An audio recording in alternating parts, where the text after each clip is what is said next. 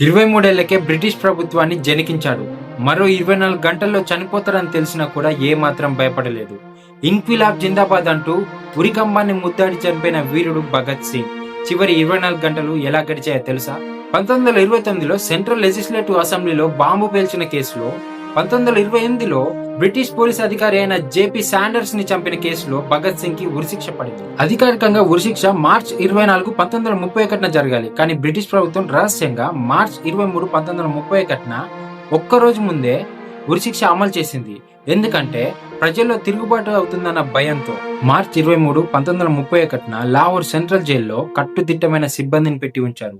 కానీ భగత్ సింగ్ ఏమాత్రం భయపడకుండా, కంగారు పడకుండా జైల్లో పుస్తకాలు చదువుతూ ఉన్నాడు. తాను చనిపోయే 2 గంటల ముందు కూడా పుస్తకం చదివే ఉరికంబం ముందుకు వచ్చాడు. ఉరికంబం ముందు నిలబడి ఎటువంటి బెదురు లేకుండా నవ్వుతూ, మరణం నా శరీరానికి మాత్రమే, నా ఆలోచనలకు కాదు అని చెప్పి ఇంక్విలాబ్ జిందాబాద్ అంటూ నినదిస్తూ ఉరికంబాన్ని ముద్దాడి మరి ఈ దేశం కోసం తన ప్రాణాల్ని కేవలం 23 ఏళ్ల వయసులోనే అర్పించాడు భగత్ సింగ్.